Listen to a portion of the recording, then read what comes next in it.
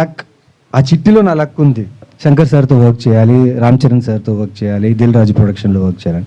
So I think that's my luck. లక్కే కానీ sir, Aravinda సమేతలో మీ క్యారెక్టర్కి బాగా ఇంపాక్ట్ ఉంది. అవును సార్. కానీ గేమ్ చేంజర్లో మీ క్యారెక్టర్ అంత ఇంపాక్ట్ అయితే లేదు. అది మరి లక్ ఎలా అయింది మీకు? అంటే యాక్ట్ చేయడం వరకే లక్, కానీ దాని రిజల్ట్ మీకు? సార్ రిజల్ట్ నేను చెప్పలేను కదా సార్. నాకేంటంటే నాకు ఒక పాత్ర ఇచ్చారు.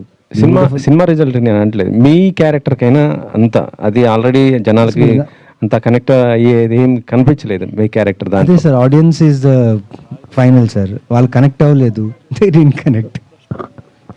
సార్ నవీన్ గారు, 7 years తర్వాత సినిమా అంటే మ్యాక్సిమం హీరోలు స్కిప్ చేయడానికి చూస్తారు ప్రమోషన్స్కి. అవునా సార్? సారీ సార్, తెలియదు. చాలా మంది 90% స్కిప్ చేయడానికి చూస్తారు. తర్వాత చూద్దాం భయ్య, ఖాళీ లేదు, వేరే షూట్లో ఉన్నానని.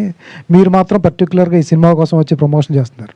ఏంటి అంత హార్ట్కి నచ్చింది ఆ సినిమా? అవును సార్, ఫస్ట్ హీరోగా లాంచ్ అయ్యాను, తర్వాత ఇంకో దళం అని సినిమా చేశాను, దట్ డింట్ వర్క్. ఆ టైంలో మళ్ళీ నాకు ఒక లవ్ స్టోరీ కావాలి అనిపించింది నాకు. నేను ఇంకో లవ్ స్టోరీ చేస్తే అట్లీస్ట్ ఆడియన్స్కి దగ్గరగా ఉంటానేమో అనిపించింది.